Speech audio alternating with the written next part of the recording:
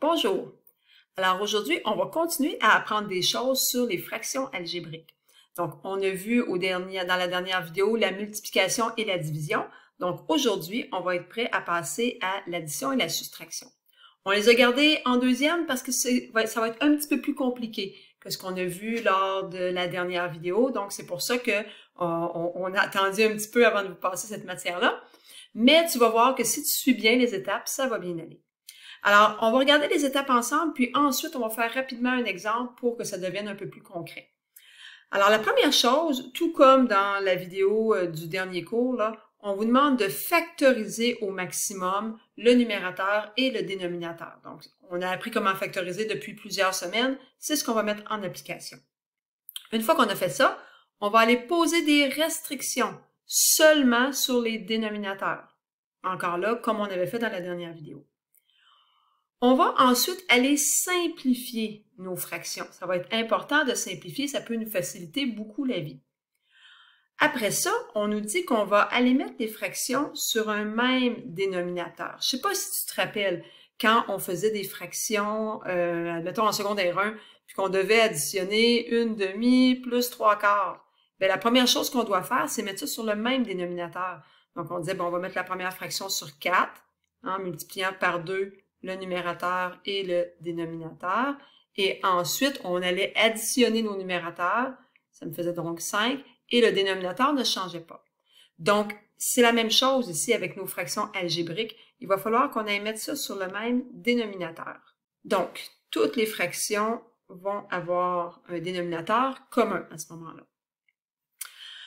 On nous dit qu'ensuite, là, on va pouvoir enfin aller faire l'addition ou la soustraction. Par contre, il faut faire bien attention. Si jamais tu as une soustraction, il ne faut pas que tu oublies qu'il va falloir que tu aies distribué le moins dans la deuxième fraction. Donc, c'est vraiment faire attention d'être très alerte quand on va faire des soustractions algébriques, avec des fractions algébriques. Après ça, si c'est possible, donc on doit vérifier, une fois qu'on a fini de faire notre addition, fini de faire la soustraction, on va aller voir est-ce qu'on peut encore factoriser le numérateur, parce que si oui, ça se pourrait qu'on puisse encore simplifier des choses. Et finalement, à la toute fin, on va remultiplier les parenthèses qu'on avait au dénominateur ou au numérateur, tout dépendant là où est-ce qu'on en est rendu dans notre développement de la résolution. Donc, tout de suite, on va vraiment aller mettre ça concret pour que tu puisses te faire une bonne idée. Alors, on va regarder les fractions, les termes de notre fraction 1 à 1. Donc, si je regarde pour commencer le numérateur de ma première fraction, il faut que je me demande, est-ce que je peux venir factoriser? Donc, la première question que je vais me poser quand je veux factoriser, est-ce que c'est possible de faire de la mise en évidence simple? Donc, ici, effectivement, c'est le cas. Je vais me le marquer. Je vais faire de la mise en évidence simple. Je vais pouvoir venir sortir un 5 au premier et au deuxième terme. Je regarde ensuite le dénominateur et je me demande qu'est-ce que je peux faire donc avec un trinôme. Première chose à faire, vérifier si on peut encore faire de la mise en évidence simple. Ici, je ne peux pas faire de mise en évidence simple. Il n'y a pas de mise en évidence double parce que j'ai pas un terme avec 4. J'ai pas un polynôme avec 4 termes, mais plutôt un trinôme. Mais j'arrive donc avec un trinôme. Est-ce que je peux faire un trinôme carré parfait? Donc, je vérifie, je ne peux pas faire la racine de 3, donc non, ça ne marche pas. Je vais donc espérer que je peux faire un produit somme. C'est ce qu'on va aller essayer en premier, et sinon, on fera de la complétion de carré. Je regarde ensuite mon autre numérateur. Donc, ici, est-ce que je peux faire de la mise en évidence simple? Non. Est-ce que je peux faire de la mise en évidence double? Non. Est-ce que c'est une différence de carré? Non. C'est pas un trinôme non plus. Donc, je ne peux rien faire. Donc, je vais le laisser comme ça tout simplement. Et finalement, le dernier dénominateur. Donc, encore là, il n'y a pas de mise en évidence simple que je peux faire, ni de mise en évidence double. C'est pas un trinôme carré parfait parce que je peux pas faire la racine carrée de 2. Donc, encore là, je vais espérer que je suis capable de faire un produit somme avec ça. Donc, je commence avec mon numérateur qui est ici. Donc, je vais aller faire ma mise en évidence simple en mettant en évidence un 5. Il va donc me rester x plus 4 dans la parenthèse. Je vais ensuite aller vérifier si mon produit somme peut fonctionner. Donc, le produit, ça va être le produit de 3 et de 20. Donc, mon produit va être de 60 et la somme doit être de 17. Je vais donc aller sortir mes diviseurs de 60. Donc, 1 et 60, 2 et 30, 3 et 20. Là, je pourrais me dire, bon, 3 et 20, ça pourrait possiblement fonctionner. Si je fais 3 fois 20, ça me fait 60. Par contre, si je les additionne, ça me fait 23. Pour que ça fonctionne, ça m'en prendrait un des deux qui soit négatif. En fait, il faudrait que le 3 soit négatif pour me donner une somme de 17. Par contre, si mon 3 est négatif, ça va me faire un produit de moins 60. Donc, ça veut dire que c'est pas les nombres que je cherche. Je dois continuer à ce moment-là pour chercher quelque chose d'autre. Donc, divisible par 4 et par 15, mais je peux pas avoir une somme de 17 avec ça. Je continue avec 5 et 12. Là, dans ce cas-ci, quand je les multiplie, ça donne 60 et quand je les additionne, ça va effectivement donner 17. Donc, j'ai trouvé, on peut faire un produit somme. Je vais donc réécrire mon expression algébrique. Donc, 3x2 plus 5x plus 12x plus 20. Vous savez, moi, je vérifie tout le temps, une fois que j'ai fait ça, est-ce que mon 5 plus 12, ça me donne bien 17? Oui, donc je suis sur le bon chemin. On va ensuite aller voir ici, on avait dit qu'on ne pouvait rien changer, donc on va simplement le réécrire, plus 2x moins 1. Et on va donc aller vérifier notre produit somme du deuxième dénominateur, donc le produit de 2 et de 4, qui fait moins 4, donc il va me faire moins 8, et la somme sera de 7. Donc, je vais aller faire la liste des diviseurs de moins 8. Donc, je pourrais avoir 1 et 8, ça m'en prendrait un des deux qui soit négatif pour me donner un produit de moins 8. Donc, si je mets mon moins ici, effectivement, ça me fait un produit de moins 8 et quand je les additionne, ça me donne 7. Donc, j'ai tout de suite, immédiatement, trouvé les nombres de mon produit somme. Ça va donc me faire 2x2 moins x plus 8x moins 4. Donc, une fois qu'on a fait ça, ben là, on continue jusqu'à temps qu'on ait factorisé au maximum. Là. Donc, mon numérateur ici, il est déjà factorisé. Je n'ai simplement besoin de le réécrire. Mon dénominateur, ben, je vais aller faire la mise en évidence double. Donc, une mise en évidence double des deux premiers termes et des deux derniers ici. Donc, je vais mettre en évidence un x. Il me reste 3x plus 5. Ensuite, on va aller ressortir de là un 4. Et il va aussi rester 3x plus 5. On laisse ça comme ça pour l'instant. On finira dans la prochaine étape cette factorisation-là. De l'autre côté, pour l'autre fraction, j'ai toujours 2x moins 1 au numérateur. Et on va aller, encore là, faire ou commencer la mise en évidence double. Donc, je vais aller mettre en évidence un x. Il va me rester 2x moins 1. Et ensuite, plus 2. Et il va aussi me rester 2x. Oups, pas un 2, mais plutôt un 4. 2x moins 1. Comme ça ici. Alors, on continue, on fait seulement une chose à la fois. Il ne faut pas sauter des étapes. Donc, x plus 4 au numérateur, toujours. Et là, au dénominateur, je vais avoir 3x plus 5, suivi de x plus 4.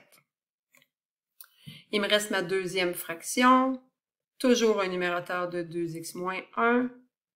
Et au dénominateur, je vais avoir aussi 2x moins 1 et une autre parenthèse qui sera x plus 4.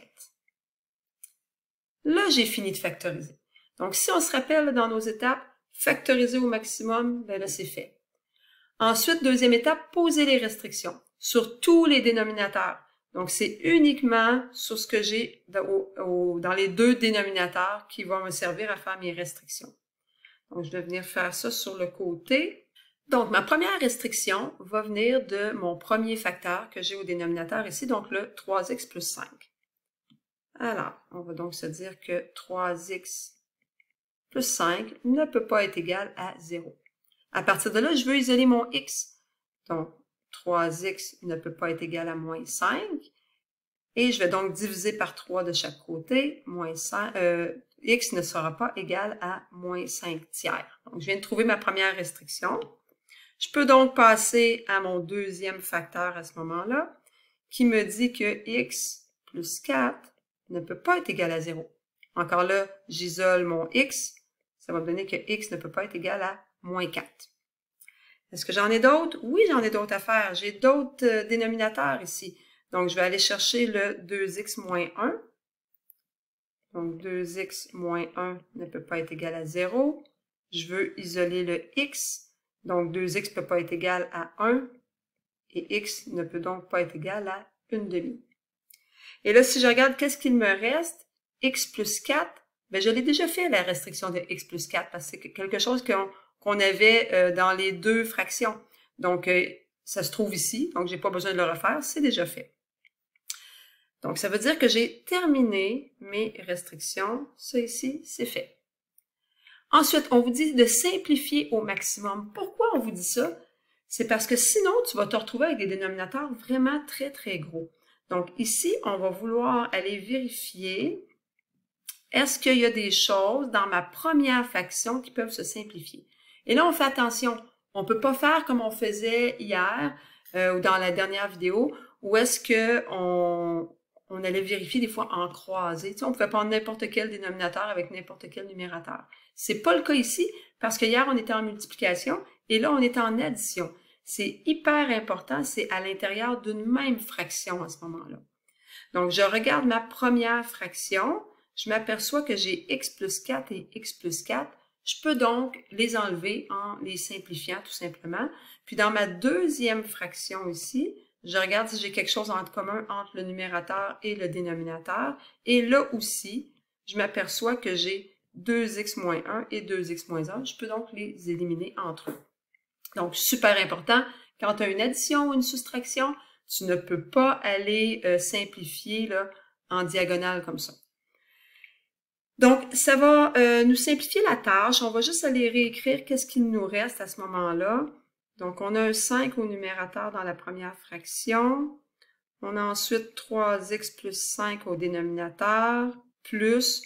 Maintenant, si j'ai enlevé ça ici, j'ai enlevé le 2x moins 1, on est tenté des fois de dire, ben, il reste rien. Mais c'est pas vrai, il ne reste pas rien.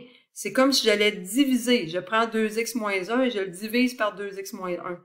Mais quand je fais, par exemple, 5 divisé par 5, ça donne pas 0. 5 divisé par 5, ça donne 1.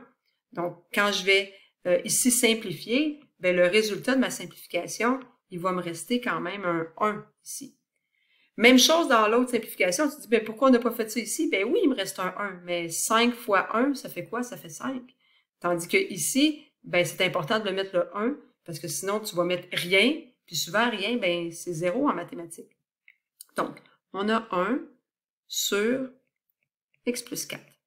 C'est beaucoup plus simple que ce que nous avions au départ, là. Hein? Si tu regardes, là, une fois qu'on avait fini de tout simplifier, là, c'est ce qu'on avait. Une fois simplifié, on se retrouve avec ça. Ça va être beaucoup plus facile de faire notre addition, parce que là, si on passe à notre prochaine étape, qui va être de les mettre sur un même dénominateur, ben, trouver un dénominateur commun entre ça ici et ça, c'est pas infaisable, mais c'est plus complexe que trouver un dénominateur commun entre les deux fractions qu'on a maintenant. Donc, si on retourne en haut, on a terminé la simplification, on va aller les mettre sur un dénominateur commun. Donc, pour les mettre sur un dénominateur commun, ce qui est le plus simple, c'est de dire, je vais simplement aller multiplier ma première fraction par le dénominateur de mon autre fraction. Autrement dit, ce dénominateur-là, ben c'est par ça que je vais aller multiplier. Puis si je le fais au dénominateur, ben naturellement, il faut aussi que je le fasse au numérateur.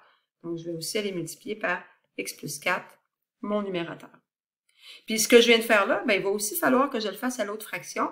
Cette fois-ci, je vais aller chercher mon dénominateur de 3x plus 5, que je vais ajouter au numérateur et au dénominateur. Et là, si on regarde, ben on a le même dénominateur commun. Donc, on a x plus 4 avec 3x plus 5, puis on a x plus 4 avec 3x plus 5. C'est la même chose. À partir de ce moment-là, on vous dit, bon, ben là, on va pouvoir effectuer l'addition ou la soustraction. Ben oui, mais pour pouvoir faire l'addition ou la soustraction, il faut pas que tu oublies qu'on va devoir aller distribuer des choses là, dans notre parenthèse, distribuer des choses dans la parenthèse. Donc, ça, c'est ce qu'on va aller faire maintenant. Donc, je vais avoir 5 fois x qui va me donner 5x. Et ensuite, 5 fois 4 qui me donne 20. Je vais avoir un plus. Donc, dans le fond, ce que je viens de faire, c'est de distribuer ça comme ça. Je m'en vais distribuer ensuite mon 1. Donc, 1 fois 3x qui fait 3x. Et 1 fois 5 qui me fait 5. Et le dénominateur, lui, c'est x plus 4 et 3x plus 5. Donc, on voit qu'au numérateur, on a des termes communs. Hein? On voit par exemple que ici, 5x avec 3x, c'est des termes semblables. Pas communs, mais plutôt semblables. Donc, je vais aller les mettre ensemble. Donc, je vais avoir à ce moment-là 8x plus 25 sur 4, x plus 4 et 3x plus 5. Si on s'en va, ce qu'on en est rendu dans tout ça. On a mis sur le même dénominateur, on a effectué l'addition dans ce cas-ci.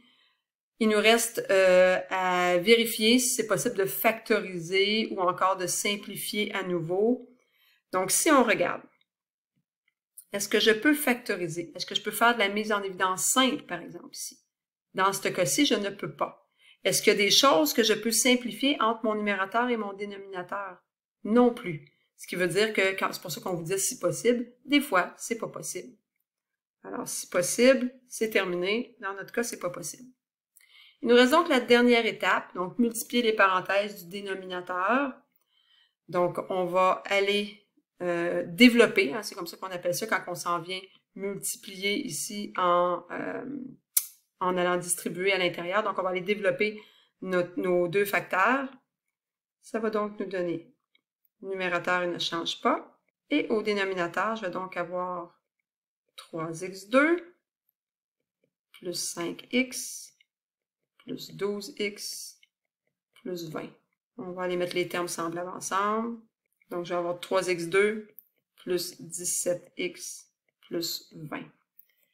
J'ai terminé, mais je vais toujours rajouter dans ma réponse, hein, il y a une condition pour que cette expression algébrique-là soit vraie. C'est à condition que mon x ne soit pas égal à, et là j'aime ça les mettre en ordre croissant, donc ne soit pas égal à moins 4, moins 5 tiers, ou encore une demi.